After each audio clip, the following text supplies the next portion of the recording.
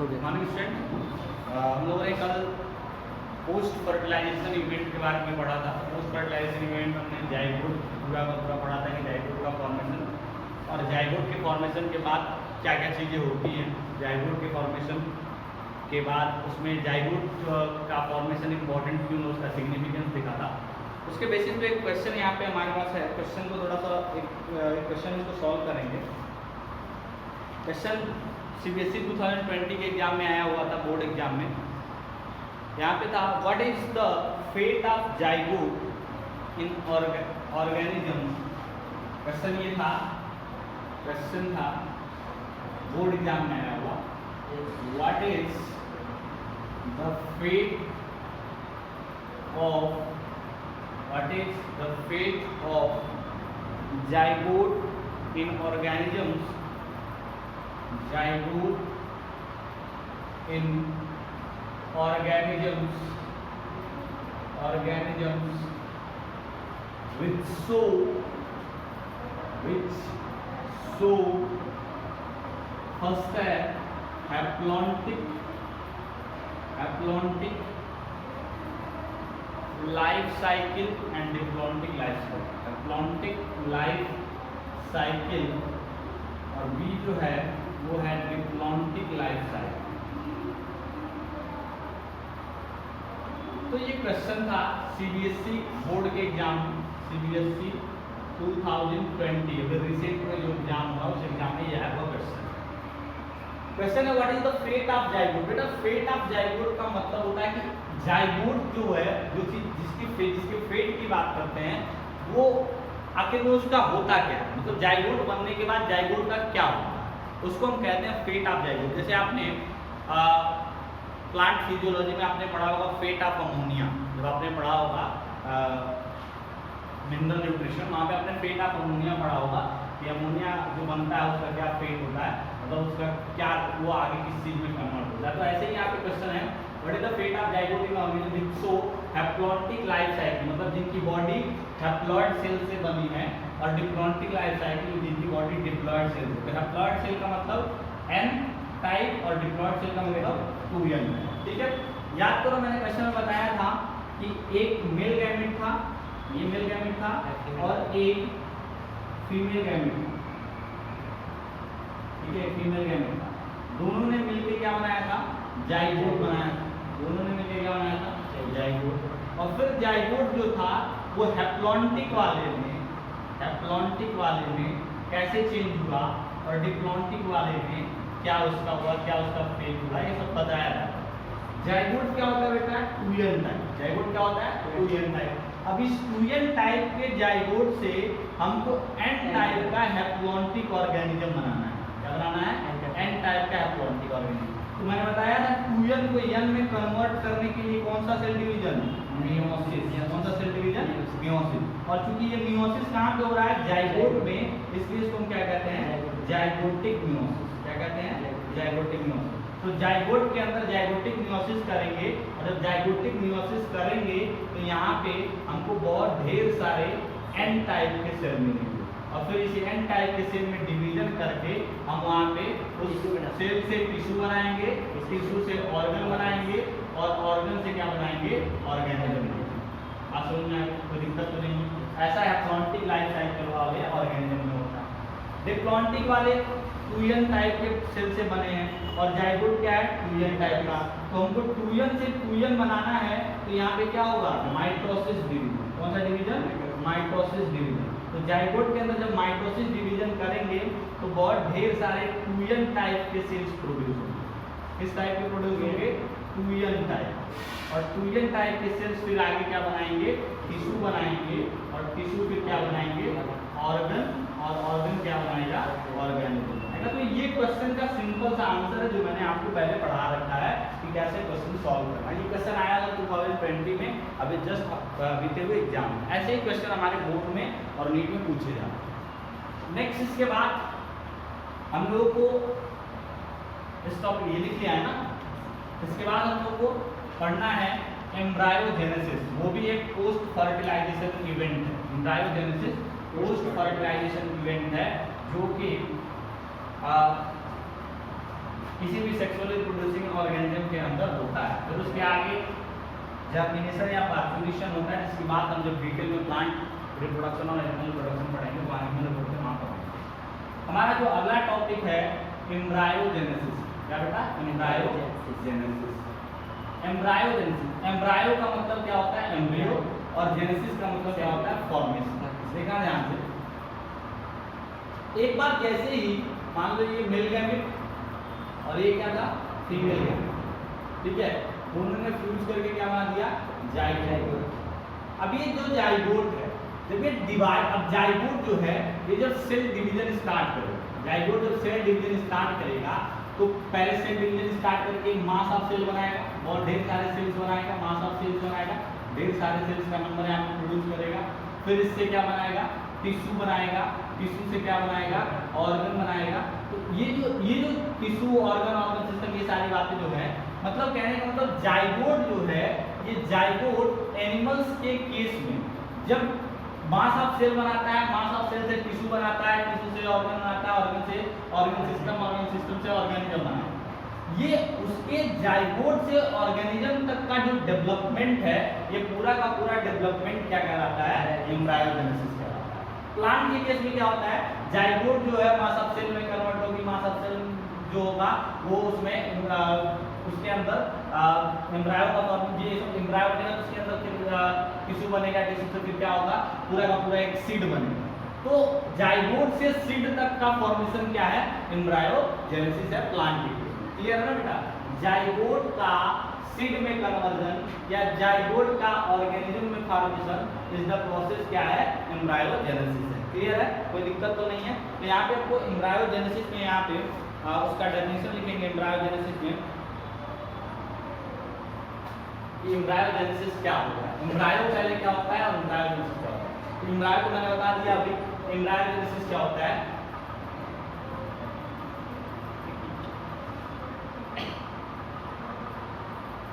The process of formation of embryo from zygote, zygote से embryo बनाने का जो प्रोसेस होता है इज नोन एज एम्ब्रायोजेनेसिस। उस प्रोसेस को क्या कहते हैं? एम्ब्रायोजेनेसिस कहते हैं। मतलब ये जो जाइगोट है, जाइगोट के अंदर डिवीजन करके, सेल डिवीजन करके, और उससे जब हम एम्ब्रायो बनाते हैं तो एम्ब्रायो बनाने का जो प्रोसेस होता है उस प्रोसेस को क्या कहते हैं? एम्ब्रायोजेनेसिस कहते हैं। अभी एम्ब्रायोजेनेसिस जो हो रहा है, इस एम्ब्रायोजेनेसिस के अंदर में दो प्रोसेसेस होते हैं। मतलब एम्ब्रायोजेनेसिस करने के पीछे दो प्रोसेसेस होते हैं, जिन दो प्रोसेसेस के थ्रू एम्ब्रायोजेनेसिस होता है। पहला होता है सेल डिवीजन। पहला क्या होता है बेटा? Cell division. और दूसरा होता है सेल डिफरेंशिएशन। दूसरा क्या होता है? Cell differentiation. दोनों बातों का मतलब समझना। सेल डिवीजन यानी जो जाइगोट था, ये जो जाइगोट था, इस जाइगोट में जब सेल डिवीजन होगा तो सेल का नंबर इंक्रीज होगा। क्या होगा बेटा? नंबर ऑफ सेल क्या होगा? इंक्रीज होगा। नंबर ऑफ सेल इंक्रीज होगा। अब जैसे ही नंबर ऑफ सेल इंक्रीज होगा, बहुत ढेर सारे सेल्स जब यहाँ पे इकट्ठे हो जाएंगे तो इन सेल्स को इन सेल्स के अंदर स्पेसिफिक चेंज करके उनको एक फंक्शन अलॉट किया जाएगा, और उस फंक्शन के साथ वो change in shape and size and function वो फिर एक क्या बन जाएंगे? टिश्यू बन जाएंगे। क्या बन जाएंगे? टिश्यू। तो सेल से टिश्यू बनाने का जो प्रोसेस है, इस प्रोसेस को क्या कहते हैं? डिफरेंशिएशन कहते हैं। प्रोसेस को क्या कहते हैं? Differentiation. Differentiation is a process in which some structural and functional change in the cells makes them tissue. Cells के अंदर कुछ स्ट्रक्चरल और फंक्शनल चेंज करते हैं, और वो चेंज क्या करता है? टिश्यू का फॉर्मेशन करता है। इस प्रोसेस को क्या कहते हैं? टिश्यू।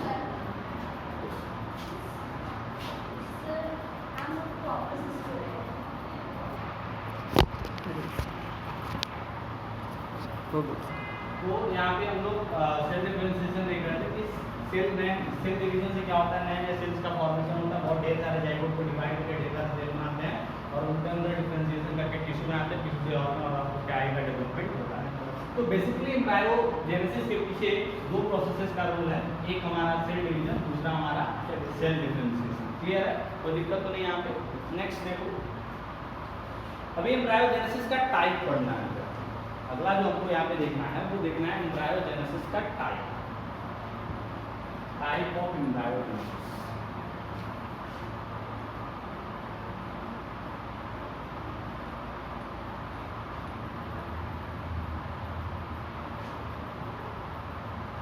देखो एम्ब्रायोजेनेसिस के टाइप के साथ हम यहाँ पे उसके बेसिस पे ऑर्गेनिजम्स को ही क्लासिफाई करते हैं।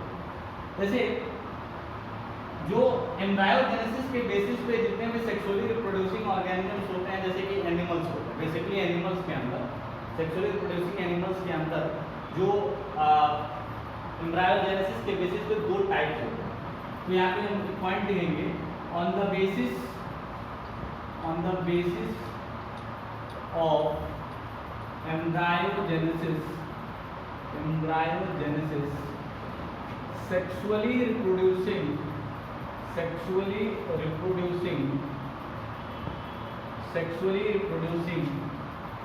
organisms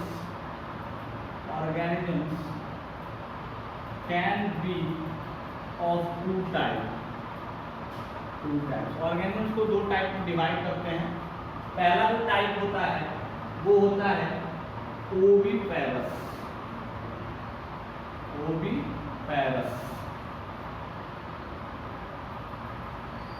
और दूसरा जो टाइप होता है वो होता है विविपेरस। 11th क्लास में जब तुमको बायोलॉजी पढ़ाया गया होगा, वहाँ पे मैमल्स जब पढ़ाया गया तो मैमल्स के में बताया गया होगा कि मैमल्स में दो तरह के मैमल होते हैं, एक होते हैं ओविपेरस और दूसरे होते हैं विविपेरस। तो यहाँ पे देखो बेसिकली ये डिवीजन जो है ये बुक में दिया हुआ है, मैं इसलिए आपको बता रहा हूँ क्योंकि ये डिवीजन सब में लागू नहीं होता है। तो इसलिए प्लांट के केस में लागू नहीं होता, बहुत सारे अलग अलग ऑर्गेनिज्म के केस में लागू नहीं होता, लेकिन फिर भी वर्ड्स दिए हुए उसका मतलब हमको समझना है। ओविपेरस का मतलब क्या है कि एम्ब्रायोजेनेसिस जो है, ओविपेरस का मतलब क्या है, एम्ब्रायोजेनेसिस जो है ये एम्ब्रायोजेनेसिस आउटसाइड ऑफ द बॉडी। कहाँ पे बेटा? Outside of the body. कहने का मतलब क्या है कि जो ऑर्गेनिजम्स है, जो ओविपेरस ऑर्गेनिज्म जो होते हैं, ये एग ले करते हैं, मतलब एग प्रोड्यूस करते हैं। अब वो एग फर्टिलाइज्ड भी हो सकता है, या फिर अनफर्टिलाइज्ड भी हो सकता है। फर्टिलाइज्ड या अनफर्टिलाइज्ड एग प्रोड्यूस करेंगे। फर्टिलाइज्ड जो एग होगा वो बॉडी के बाहर आने के बाद, फर्टिलाइज्ड एग यानी कि जाइगोट जो होगा वो बॉडी से बाहर आने के बाद उसके अंदर क्या होगा? एम्ब्रायोजेनेसिस होगा। अनफर्टिलाइज्ड एग में फर्टिलाइजेशन प्लस एम्ब्रायोजेनेसिस दोनों कहाँ पे होगा? बॉडी से बाहर होगा। तो सिंपल सा मतलब क्या है कि ये जो ओविपेरस ऑर्गेनिजम्स हैं वो बॉडी से अब वो एग ले करते हैं, वो चाहे एक फर्टिलाइज हो सकता है, अनफर्टिलाइज भी हो सकता है। फर्टिलाइज एग अगर ले करेंगे तो उनके बॉडी के बाहर एम्ब्रायोजेनेसिस होगा ही होगा। अनफर्टिलाइज करेंगे तो बॉडी के बाहर फर्टिलाइजेशन प्लस एम्ब्रायोजेनेसिस दोनों बॉडी से बाहर होगा। तो ऐसे ऑर्गेनिज्म जो एग ले करते हैं उनको हम क्या कहते हैं? Oviparous organism. दूसरी तरफ विविपेरस ऑर्गेनिज्म जो होते हैं ये इनके बॉडी के अंदर फर्टिलाइजेशन भी कहाँ पे होता है? बॉडी के अंदर फर्टिलाइजेशन भी कहाँ पे होगा? बॉडी के इनसाइड द बॉडी यानी इंटरनल फर्टिलाइजेशन होगा। दूसरी बात, इनके अंदर जो एम्ब्रायोजेनेसिस मतलब जो जाइगोट है वो जाइगोट का एम्ब्रायो में कन्वर्जन भी कहाँ होगा?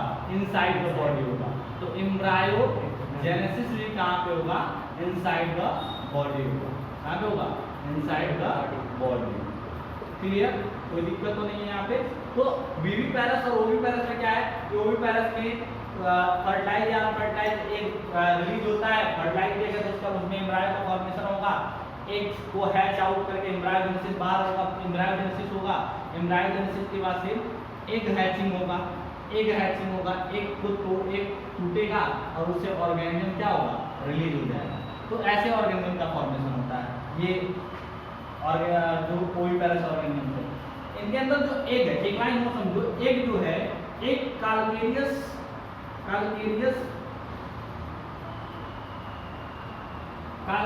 सेल से क्या होता है? कैलकेरियस सेल प्रेजेंट होता है इसमें। कैलकेरियस सेल प्रेजेंट होता है मतलब कैल्शियम से बना हुआ सेल एक के बाहर आउटर सरफेस ऑफ एक पे प्रेजेंट होता है, आउटर सरफेस ऑफ एक पे प्रेजेंट होता है। ये क्यों होता है? क्योंकि फर्टिलाइज जो एग है उसके अंदर जो जाइगोट है वो बहुत डेलिकेट है, उसको बाहर अभी सेल नया नया बना है और उसको एनवायरनमेंट में एक्सपोज कर देंगे तो उसके सर्वाइवल का चांस घट जाएगा। तो इसलिए क्या होता है, जो एग ले करते हैं उनके बाहर कैल्शियम का बना हुआ एक हार्ड टफ सेल होता है जो उसको बाहर के चेंजिंग एनवायरनमेंट और बाहर के अनफेवरेबल एनवायरनमेंट से प्रोटेक्ट करता है। यहाँ ओविपेरस में क्या हुआ, फर्टिलाइजेशन बॉडी के इनसाइड हुआ, एम्ब्रायोजेनेसिस बॉडी के इनसाइड हुआ, और जब ऑर्गेनिज्म क्या करते हैं, पार्चुरेशन करते हैं तो उस टाइम पे well developed organism produce, organism को बर्थ देते हैं, ऑर्गेनिज्म को क्या करते हैं, बर्थ देते हैं। तो सिंपल सा मतलब विविपेरस वो होंगे जो वेल डेवलप्ड ऑर्गेनिज्म प्रोड्यूस करेंगे और ओविपेरस वो होंगे जो एग ले करेंगे बाहर, बॉडी के बाहर उनमें एम्ब्रायोजेनेसिस होगा, एग को हैचिंग करके ऑर्गेनिज्म प्रोड्यूस होगा। यहाँ फर्टिलाइजेशन बॉडी के अंदर, एम्ब्रायोजेनेसिस बॉडी के अंदर और एक वेल डेवलप्ड ऑर्गेनिज्म को पार्चुरेशन के थ्रू प्रोड्यूस करेंगे। अब देखो दो मोड यहाँ पे हैं, इन दोनों मोड में कभी कभी कंपेयर किया जाता है कि कंपेयर करने के टाइम ये कहा जाता है कि भाई बताइए ओविपेरस ज्यादा बेटर है, ओविपेरस ऑर्गेनिज्म ज्यादा बेटर होते हैं या विविपेरस ऑर्गेनिज्म ज्यादा बेटर होते हैं। अभी कभी क्वेश्चन में पूछ दिया जाता है कि कौन सा दोनों मेथड में, ओविपेरस और विविपेरस में कौन सा मेथड ज्यादा बेहतर है? तो ओविपेरस और विविपेरस में सबसे बेहतर जो मेथड है वो क्या है, विविपेरस। बेहतर मेथड क्या है, विविपेरस। क्यों है ऐसा? वो ऐसा इसलिए है कि जो जाइगोट का फॉर्मेशन कहाँ पे हुआ था, इनसाइड बॉडी हुआ था। जाइगोट का फॉर्मेशन कहाँ हुआ, इनसाइड बॉडी। एम्ब्रायोजेनेसिस कहाँ पे हुआ, इनसाइड बॉडी। एम्ब्रायोजेनेसिस कहाँ पे हुआ, इनसाइड बॉडी। तो दोनों चीजें बॉडी के अंदर पूरा ऑर्गेनिज्म, जब तक एक सेल से कंप्लीट ऑर्गेनिज्म का फॉर्मेशन नहीं हो गया तब तक वो सारे के सारे प्रोसेस कहाँ होते रहे, बॉडी के अंदर, उसके मदर के बॉडी के अंदर। तो उसको एक सेफ इन्वायरमेंट मिला। इससे क्या हुआ, उस डेवलपिंग एम्ब्रायो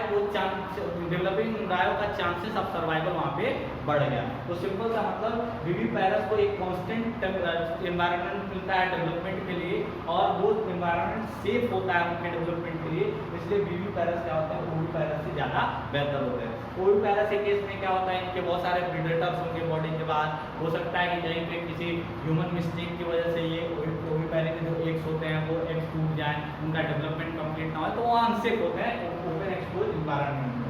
तो अभी तक ये एनिमल्स में हमने ओविपेरस और विविपेरस मेथड यहाँ पे देखा कि on the basis of place where embryogenesis takes place, embryogenesis जहाँ पे होता है उसके बेसिस पे दो टाइप होते हैं ऑर्गेनिजम्स।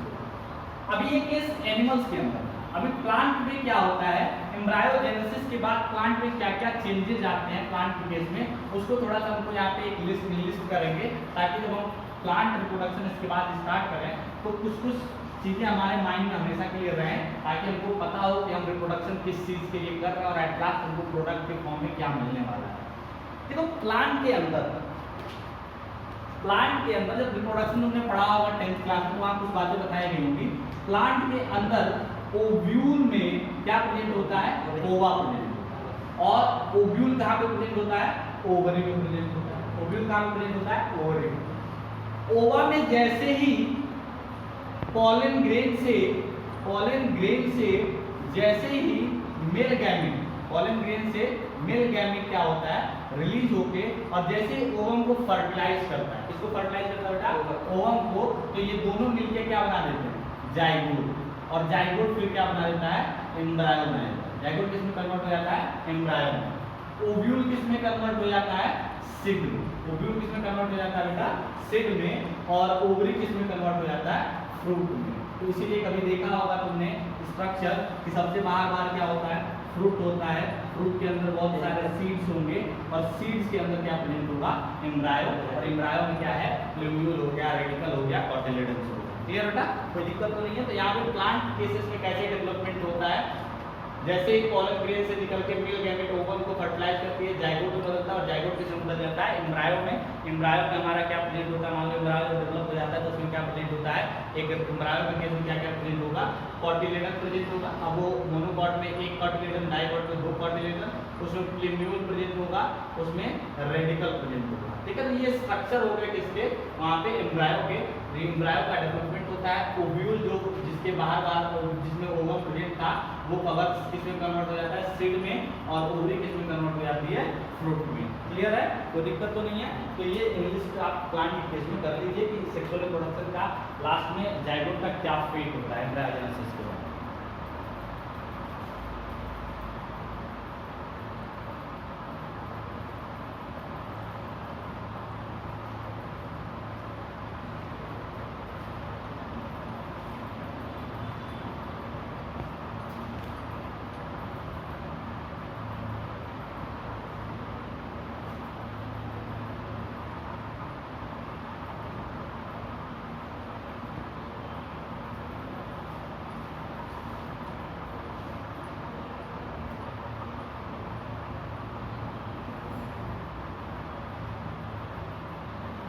ठीक है, अब इसके बाद थोड़ा सा एक लास्ट जो टॉपिक है उसमें पोस्ट फर्टिलाइजेशन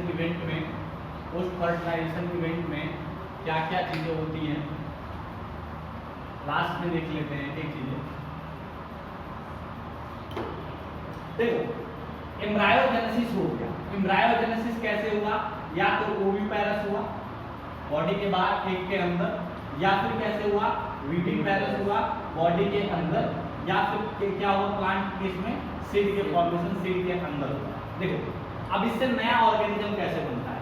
ओविपेरस के केस में जो एग होता है, इसी एग के अंदर नए ऑर्गेनिज्म का डेवलपमेंट होता है और एग को हम हैच करते हैं। तो एग जो होता है वो अपने आप हैच आउट होता है, मतलब एक जैसे जैसे ही उस एग के अंदर नया ऑर्गेनिज्म का कंप्लीट फॉर्मेशन हो जाता है, तो वो नया ऑर्गेनिज्म उस एग को अपने आप क्या करता है, उसके कार्बेरियस सेल को, जो उसके बाहर कवर्ड सेल होता है कैल्शियम का बना हुआ, उसको तोड़ के और वहाँ से क्या हो जाता है, निकलता है, रिलीज होता है। तो उस प्रोसेस को क्या कहते हैं, हैचिंग कहते हैं। तो हैचिंग आप एग के थ्रू क्या होता है, न्यू ऑर्गेनिज्म क्या होता है इन्वायरमेंट में आता है।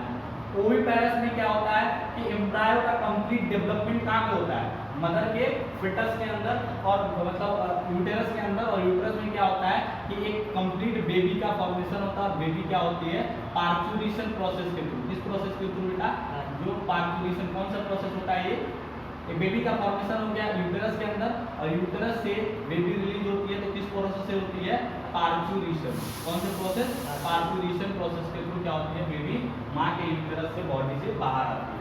तो ये हुआ। सीड क्या होता है, सीड जो होता है फेवरेबल कंडीशन आने के बाद सीड का जर्मिनेशन होता है, और सीड का जैसे जर्मिनेशन होता है, जर्मिनेशन के बाद वो नए प्लांट का फॉर्मेशन होता है। तो ये लास्ट में एम्ब्रायोजेनेसिस के बाद जो एक ओविपेरस है, तो एक बना, एक के हैचिंग करके नया ऑर्गेनिज्म बन गया। विविपेरस है तो बेबी का डेवलपमेंट मदर के यूट्रस में ही हो गया, और वहाँ से फिर पार्चुरेशन प्रोसेस के थ्रू ऑर्गेनिज्म बाहर आ जाता है। सीड का क्या हुआ, जर्मिनेशन हुआ, और जर्मिनेशन के बाद सीड में क्या हो गया, प्लांट का फॉर्मेशन हो गया, नया ऑर्गेनिज्म फॉर्मेशन हो गया। तो हमने रिप्रोडक्शन में कहा क्या था कि नया ऑर्गेनिज्म का फॉर्मेशन करना, तो ये सारे स्टेप्स होते हैं नया ऑर्गेनिज्म के फॉर्मेशन में। तो यहाँ पे हमारा ये चैप्टर फिनिश होता है। इस चैप्टर में इस टॉपिक पे बेस्ड एक क्वेश्चन है, उस क्वेश्चन को हम पहले सॉल्व करेंगे, और फिर उसके आगे कुछ इंपॉर्टेंट क्वेश्चन जो हो सकता है कि आने वाले एग्जाम में पूछे जा सकते हैं, उसको डिस्कस करके हम लोग कल से नया चैप्टर स्टार्ट करेंगे, और वो चैप्टर होगा रिप्रोडक्शन इन फ्लावरिंग प्लांट। तो कल से हमारे बायोलॉजी का मेन चैप्टर स्टार्ट होने जा रहा है, रिप्रोडक्शन इन फ्लावरिंग प्लांट। अभी एक क्वेश्चन जो है इंपॉर्टेंट क्वेश्चन है, जो अभी हमने एम्ब्रायोजेनेसिस पढ़ा उसके बेसिस पे ये क्वेश्चन सीबीएसई 2019 के बोर्ड के एग्जाम में आया हुआ था। Write the basis of categorising animals as oviparous and viviparous. यहाँ पे लिखा है write the basis of categorising animals as oviparous and viviparous, oviparous and viviparous, giving one example of each, giving one example of each। ध्यान से समझना। देखो, oviparous और viviparous के डिवीजन के पीछे क्या कहानी थी कि प्लेस ऑफ एम्ब्रायोजेनेसिस, क्या था, प्लेस ऑफ एम्ब्रायोजेनेसिस। एम्ब्रायोजेनेसिस कहाँ पे हो रहा है, एम्ब्रायोजेनेसिस कहाँ पे हो रहा है, इनसाइड द बॉडी हुआ, इनसाइड द बॉडी हुआ तो उसको हमने क्या कहा, विविपेरस। क्या कहा, विविपेरस। और अगर आउटसाइड द बॉडी हुआ, आउटसाइड द बॉडी हुआ तो उसको हमने क्या कहा, ओविपेरस। तो ये बेसिस हो गया क्लासिफिकेशन का। विविपेरस में एक एग्जांपल तुम्हारा हो जाएगा ह्यूमन। ह्यूमन भी क्या करता है, कंप्लीट बेबी फॉर्म प्रोड्यूस करता है। और ओविपेरस में एक एग्जांपल तुम्हारा हो जाएगा हेन, मुर्गी जो है वो भी अंडा रिलीज करती है और वहां से बच्चे ऐसा होकर निकलते हैं, चूजे निकलते हैं। तो ये 2019 के सीबीएसई, ये सीबीएसई में आया हुआ था, तो क्वेश्चन आया हुआ था ये सीबीएसई 2019, सीबीएसई 2019 के एग्जाम में आया हुआ था ये। तो फटाफट इसका आंसर लिख लीजिए, फिर आगे बात करते हैं।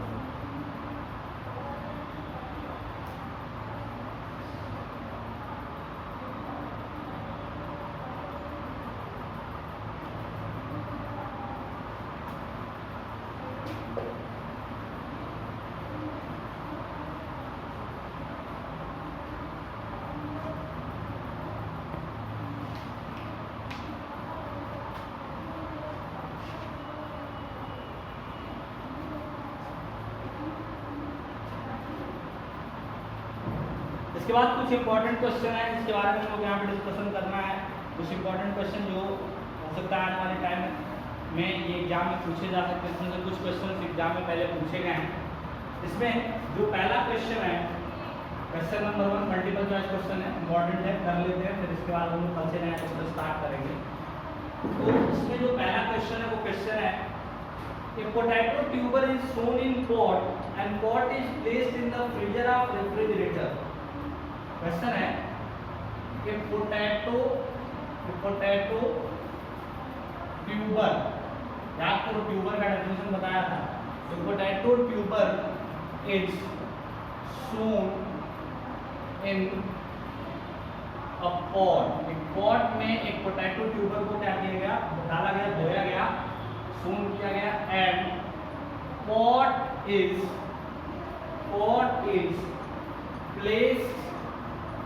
placed in the freezer of refrigerator, in the freezer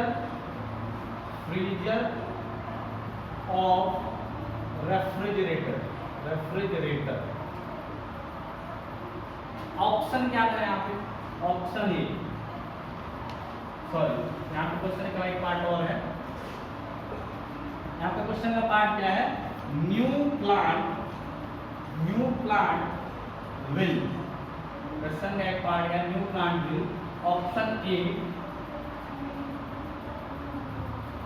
emerge normally. Option B, not emerge.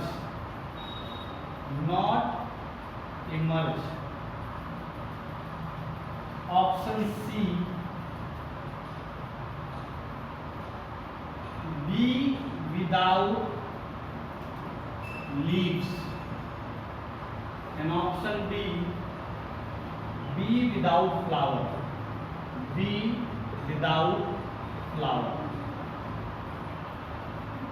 देखो ध्यान से, यहाँ पे क्वेश्चन ये है कि एक पोटैटो ट्यूबर को मिट्टी के अंदर, एक पॉट के अंदर मिट्टी में दबा दिया गया, डाल दिया गया, उसको धो दिया गया और उस पॉट को उठा के रेफ्रिजरेटर के फ्रीजर में रख दिया।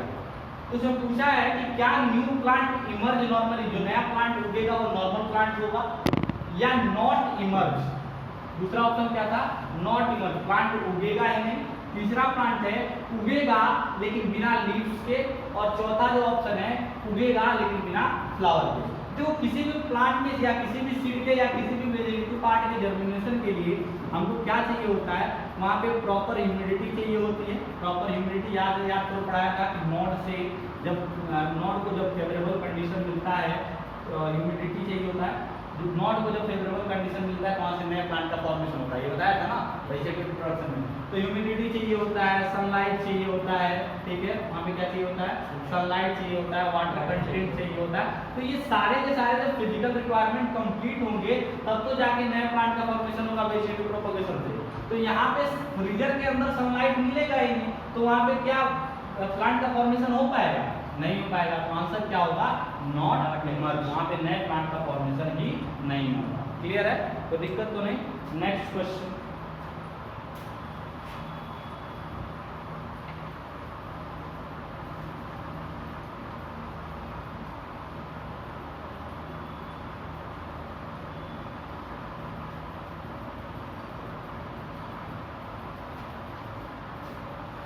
नेक्स्ट क्वेश्चन है,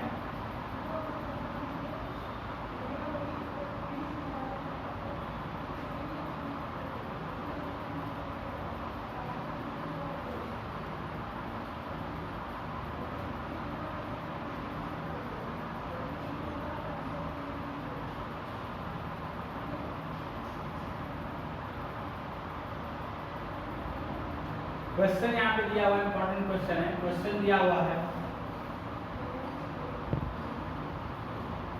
कि बनाना फ्रूट आर सीडलेस बिकॉज जो बनाना होता है उस बनाना के अंदर सीड नहीं होता, बनाना के अंदर सीड नहीं होता, ठीक है।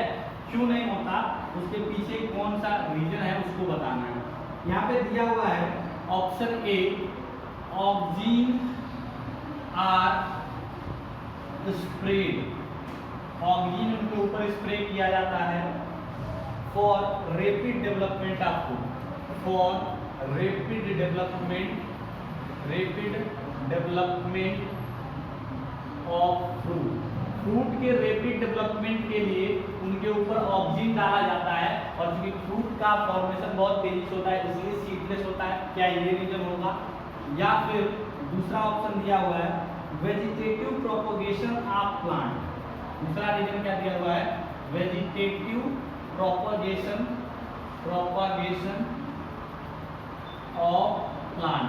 क्या प्लांट बनाना में वेजिटेटिव प्रोपोगेशन होता है, इस वजह से उसके फ्लावर, उसके जो फ्रूट होते हैं सीडलेस होते हैं। ऑप्शन सी दिया हुआ है they are triploid plants so parthenocarpy. चौथा है fruit are artificially ripened, option D है fruits are artificially ripened, fruit को आर्टिफिशियल तरीके से पकाया जाता है, क्या इस वजह से फ्रूट के अंदर सीड नहीं होता। इंपॉर्टेंट क्वेश्चन है, क्वेश्चन थोड़ा सा टफ लग सकता है लेकिन करने का तरीका बहुत आसान है। देखो पहली बात, किसी हार्मोन की वजह से सीडलेसनेस नहीं होती, तो पहली बात ऑक्सीजन जो होगा, ऑक्सीजन के डालने से वहां पे सीड ना बने, इसका कोई वहां पे केस ही नहीं। दूसरा क्या दिया, वेजिटेटिव प्रोपगेशन ऑफ प्लांट, ठीक है वेजिटेटिव प्रोपगेशन होता है बनाना के अंदर, लेकिन वेजिटेटिव प्रोपगेशन नए प्लांट का फॉर्मेशन करता है, वेजिटेटिव प्रोपगेशन से कोई फ्रूट का फॉर्मेशन नहीं करते। फ्रूट का फॉर्मेशन वहां पे क्या होगा, सेक्सुअल रिप्रोडक्शन या फिर पार्थेनोकार्पी या फिर एपोमिक्स जैसे कंडीशंस में होगा, तो वहां पे वेजिटेटिव प्रोपगेशन वाला ऑप्शन ही गलत होगा। वेजिटेटिव प्रोपगेशन में क्या करते हैं, नए प्लांट का फॉर्मेशन करते हैं, वहां प्लांट में मान लो स्टेम से हो गया, लीफ हो गया, उसका फॉर्मेशन करेंगे, तो ये वाला ऑप्शन होगा ही नहीं। फ्रूट आर आर्टिफिशियली राइपेंड, अरे मैंगो भी तो हम आर्टिफिशियली पकाते हैं, उसमें कार्बाइड डाल के, क्या मैंगो सीड नहीं होता है, तो आर्टिफिशियली राइपेंड वाला केस में यहाँ पे होगा ही। केस हमारा कौन सा होगा कि जो बनाना होता है वो ट्रिप्लॉइड होता है और उसके अंदर पार्थेनोकार्पी, याद करो बताया था पार्थेनोजेनेसिस, क्या बताया था बेटा, पार्थेनोजेनेसिस, जहाँ पे जो फीमेल गैमीट था पार्थेनोजेनेसिस, जहाँ पे फीमेल जो गैमीट था वो फीमेल गैमीट विदाउट फर्टिलाइजेशन क्या करता था, नया ऑर्गेनिज्म प्रोड्यूस करता था। ऑर्गेनिज्म का प्रोडक्शन जो होता था, ऑर्गेनिज्म प्रोड्यूस विदाउट फर्टिलाइजेशन, ठीक है। ऐसे ही एक और प्रोसेस होता है जिसको हम कहते हैं पार्थेनोकार्पी, क्या कहते हैं बेटा, पार्थेनोकार्पी, जहाँ पे जो फ्रूट का फॉर्मेशन क्या होता है बेटा, फ्रूट का formation without fertilisation, without fertilisation जो फ्रूट का फॉर्मेशन हो उस प्रोसेस को क्या कहते हैं, पार्थेनोकार्पी। और जहाँ पे फर्टिलाइजेशन ही नहीं होगा वहाँ पे एम्ब्रायो नहीं बनेगा, और जहाँ पे फर्टिलाइजेशन नहीं होगा वहाँ पे ओवम किसमें कन्वर्ट नहीं होगा, सीड में कन्वर्ट, और सीड में जब कन्वर्ट ही नहीं होगा तो यहाँ पे सीड का फॉर्मेशन नहीं होगा। तो हमारा आंसर किसके साथ जाएगा, पार्थेनोकार्पी के साथ जाएगा। फटाफट इसको लिख लो फिर आगे क्वेश्चन।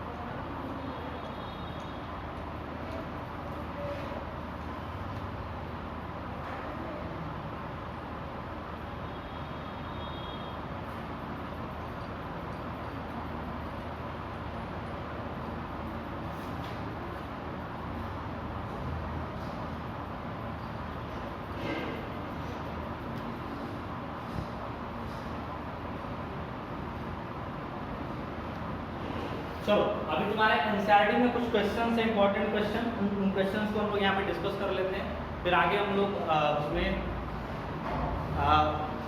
नेक्स्ट क्लास में हम लोग बात करेंगे। पहले देखो यहाँ पे दिया है why is reproduction is essential for organism. Organism के लिए रिप्रोडक्शन इसेंशियल क्यों है? तो ऑर्गेनिज्म के लिए रिप्रोडक्शन इसलिए इसेंशियल है ताकि स्पीसीज की कंटिन्यूटी बनी रहे। ये मैंने बताया पहले। Which is the better mode of reproduction, sexual और asexual? Sexual mode of reproduction better है या asexual mode of reproduction? Sexual mode of reproduction. क्यों बेटर है? क्योंकि इसमें चांसेस ऑफ वेरिएशन होते हैं और वो वेरिएशन चेंजिंग इन्वायरमेंट में जो हमारे स्पीसीज होते हैं उनकी स्टेबिलिटी को मेंटेन रखता है। नेक्स्ट क्वेश्चन क्या है यहाँ पे, why is the offspring formed by asexual reproduction referred to as clone? जो असेक्सुअल रिप्रोडक्शन में जो ऑफस्प्रिंग प्रोड्यूस होते हैं उसको क्लोन क्यों कहते हैं? तो क्लोन इसलिए कहते हैं क्योंकि उनका जो मॉर्फोलॉजिकल अपीयरेंस है वो बिल्कुल किसके जैसा होता है? पेरेंट्स के जैसा, और आपस में भी क्या होता है? सेम होता है। उनके अंदर कोई जीन का वेरिएशन वहाँ पर प्रेजेंट नहीं होता है। तो बाकी क्वेश्चन सॉल्व करना, बाकी हम लोग अगली क्लास में स्टार्ट करेंगे सेक्सुअल रिप्रोडक्शन इन प्लांट्स।